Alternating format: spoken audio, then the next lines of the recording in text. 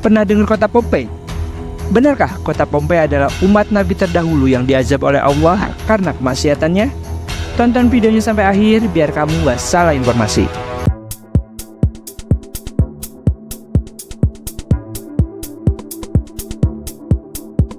Assalamualaikum warahmatullahi wabarakatuh. Halo Sobat Jalur Langit, selamat datang di channel Jalur Langit, channel yang membahas sejumlah rahasia-rahasia ibadah umat Islam yang mungkin banyak orang yang belum tahu. Sebelum kita bahas fakta-faktanya, please like, comment, subscribe dulu ya, biar kita makin semangat ngasih info dan rahasia-rahasianya. Dan jangan lupa ditekan juga tombol subscribe-nya, biar kalian gak ketinggalan rahasia lain yang bakal kita share. Lokasi tepat kota Pompei berada di tenggara kota Napoli, berdiri di aliran sungai Sarno atau Sarnus yang terbentuk akibat aliran lava pijar. Pada abad pertama Masehi, kota Pompei hanyalah satu dari sekian banyak kota yang ada di lembah gunung Vesuvius. Luas wilayah yang terbilang cukup besar dan penduduknya hidup makmur karena lahan pertaniannya yang subur. Berdasarkan catatan arkeologi, Pompei mulai terlihat sebagai kota maju yang terkenal pada abad ke-6 Masehi. Eksistensi Pompei sebagai kota maju ditunjukkan dengan keterlibatan dalam peperangan melawan Kekaisaran Roma. Pompei dan Roma lalu menjalin koloni dengan nama Colonia Cornelia Veneria Pompenorum. Sebagian besar penduduknya adalah orang-orang Osci atau Oscan yang berasal dari Italia Tengah. Pada tahun 62 Masehi, gempa bumi hebat sempat merusak kota Pompei. Setelah selesai dibangun kembali dengan lebih besar dan megah pada tahun 79 Masehi. Namun di tahun yang sama, gunung Vesuvius mengalami erupsi hebat dan menghancurkan kota Pompei. Kali ini lebih parah, bahkan telah menghilangkan keberadaannya dari dalam peta-peta dunia hanya dalam waktu satu malam saja. Debu vulkanik gunung Vesuvius mengubur kota Pompei selama sekitar 1600 tahun sebelum akhirnya ditemukan kembali oleh arkeolog modern secara tidak sengaja. Tidak ada yang selamat dari bencana dahsyat tersebut. Penduduknya mati mengeras menjadi batu di bawah timbunan lava dan juga debu vulkanik. Kejayaan Romawi di kota Pompei hanya tersisa ingatan yang terus memudar seiring waktu. Pemusnahan kota Pompei dari muka bumi bukan tanpa maksud. Dari catatan sejarah, kota Pompei adalah pusat kemaksiatan dan kemungkaran yang dipenuhi oleh lokasi perzinahan dan pelacuran. Kala itu, penduduk Pompei sering melakukan tradisi pesta dan pergelutan yang syarat akan kekerasan. Kegiatan homoseksual maupun hetero subur di kota ini. Melansir Daily Mail, diperkirakan ada 35 rumah bordil di wilayah Pompei. Jumlah rumah bordil ini tersebut tergolong banyak, mengingat Pompei hanya seluas 12 km persegi dengan populasi sekitar 15.000 orang. Tidak sedikit bangunan di seluruh kota yang dihiasi relief berupa penggambaran seks yang gamblang. Salah satu prasasti yang ditemukan di situs penggalian Pompei berhasil diterjemahkan pada tahun 2017 lalu. Prasasti mendeskripsikan pesta besar bagi seorang pemuda kaya yang akan menginjak usia dewasa. Pesta tersebut menjamu 6.840 tamu dengan pertunjukan pertarungan 416 gladiator yang bertarung hingga mati tanpa henti selama beberapa hari. Setelah 1.600 tahun berlalu sejak erupsi dahsyat gunung Vesuvius, para arkeolog pada tahun 1748 menemukan kembali kota Pompei secara tidak sengaja. Kota ini terkubur dalam debu tebal, semua bangunan dan seluruh isi kota utuh tertimbun di bawahnya. Banyak jasad manusia ditemukan dalam kondisi terawetkan dengan beragam pose. Sebagian besar jasad yang diawetkan ditemukan dalam kondisi yang sedang melakukan berbagai aktivitas. Terdapat satu keluarga yang terawetkan saat sedang menyantap makanan.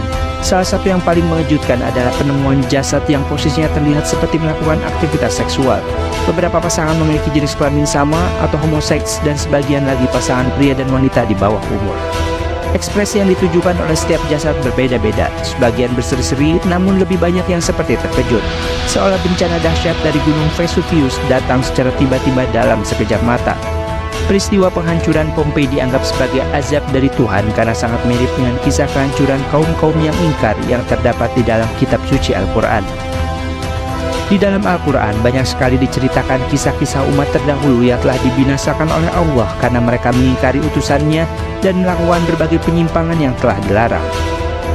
Sesungguhnya siksa di dunia ini tidak akan diturunkan olehnya tanpa ada sebab-sebab yang mengundangnya atau menyertainya.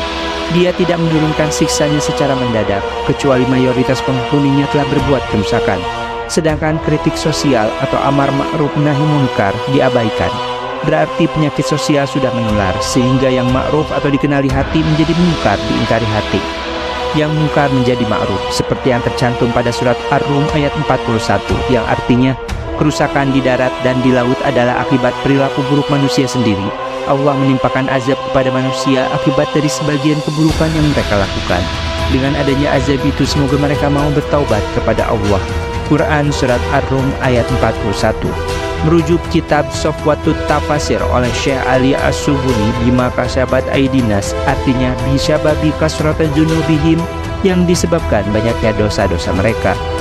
Dalam Al-Quran Surat Muhammad ayat 13 disampaikan bahwa yang artinya, dan betapa banyaknya negeri yang penduduknya lebih kuat daripada penduduk negerimu Muhammad yang telah mengusirmu itu. Kami telah membinasakan mereka, maka tidak ada seorang penolong pun bagi mereka. Dan inilah kehancuran kaum-kaum terdahulu karena kemaksiatan yang diperbuat yang tercantum dalam Al-Quran. Yang pertama adalah kaum Nabi Nuh. Nabi Nuh berdakwah selama 1 milenium atau lebih dari 950 tahun. Namun yang beriman hanyalah sekitar 80 orang. Kaumnya mendustakan dan memperolok-olokkan Nabi Nuh. Dalam Al-Quran Surat Nuh ayat 5-7 dijelaskan, yang artinya Nuh berkata, "Ya Tuhanku, sesungguhnya aku telah menyeru kaumku malam dan siang, maka seruanku itu hanyalah menambah mereka lari dari kebenaran. Dan sesungguhnya setiap kali aku menyeru mereka kepada iman agar engkau mengampuni mereka, mereka memasukkan anak jari mereka ke dalam telinganya dan menutup bajunya ke mukanya, dan mereka tetap mengingkari dan menyombongkan diri dengan sangat." Surat Nuh ayat 5-7. Lalu kemudian tercatat pada surat Al-Ankabut yang artinya, lalu Allah mendatangkan banjir yang besar, kemudian menenggelamkan mereka yang ingkar, termasuk anak dan istri Nabi Nuh. Surat Al-Ankabut ayat 14. Yang kedua adalah kaum Nabi Hud. Nabi Hud diutus untuk kaum Ad, dan mereka mendustakan kenabian Nabi Hud. Allah lalu mendatangkan angin yang dahsyat disertai dengan bunyi guruh yang menggelegar hingga mereka tertimbun pasir dan akhirnya binasa, seperti yang tercantum dalam Al-Quran Surat At-Taubah ayat 70, Surat Al-Qamar ayat 18, Surat Fussilat ayat 13, Surat An-Nazm ayat 50, dan Surat Qaf ayat 13. Belumkah datang kepada mereka berita penting tentang orang-orang yang sebelum mereka, yaitu kaum Nuh, Ad, Samud, kaum Ibrahim, penduduk Madian, dan negeri-negeri yang telah musnah. Telah datang kepada mereka rasul-rasul dengan membawa keterangan yang nyata, maka Allah tidaklah sekali-kali menganiaya mereka, akan tetapi mereka lah yang menganiaya diri sendiri. Surat At-Taubah ayat 70. Lalu kemudian kaum Ad adalah kaum Nabi Hud, dan Samud adalah kaum Nabi Saleh. Penduduk Madian ialah kaum Nabi Syuaib, dan penduduk negeri yang telah musnah adalah kaum Nabi Nuh alaihi salam. Kaum Ad pun mendustakan pula, maka alangkah dahsyatnya azabku dan ancaman-ancamanku. Al-Quran Surat Al-Qamar ayat 18. Jika mereka berpaling, maka katakanlah, aku telah memperingatkan kamu dengan petir, seperti petir yang menimpa kaum Ad dan Samud. Al-Quran Surat Fussilat ayat 13. Kemudian tertulis pada Surat An-Nazm ayat 50 yang artinya, dan bahwasannya dia telah membinasakan kaum Ad yang pertama, dan kaum Ad, kaum Fir'aun, dan kaum Lut, yang tertulis dalam Al-Quran Surat Qaf ayat 13. Kaum yang ketiga adalah kaum Nabi Soleh. Nabi Soleh diutuskan Allah kepada kaum Samud. Nabi Soleh diberi sebuah mujizat seekor unta betina yang keluar dari celah batu. Kemudian Nabi Soleh membuat jadwal minum, namun kaumnya tidak mau antri dengan unta. Bahkan mereka membunuh unta betina tersebut sehingga Allah menimpakan azab kepada mereka, yang tertulis dalam Surat Al-Hijr ayat 80, Surat Hud ayat 68, dan Surat Qaf ayat 12. Dan sesungguhnya penduduk-penduduk kota Al-Hijr telah mendustakan Rasul-Rasul. Surat Al-Hijr ayat 80. Penduduk kota Al-Hijr ialah kaum Samud. Al-Hijr tempat yang terletak di Wadakuro antara Madinah dan Suriah. Seolah-olah mereka belum pernah berdiam di tempat itu. Ingatlah, sesungguhnya kaum Samud mengingkari Tuhan mereka. Ingatlah kebinasaan bagi kaum Samud. Tertulis dalam Al-Quran Surat Hud ayat 68.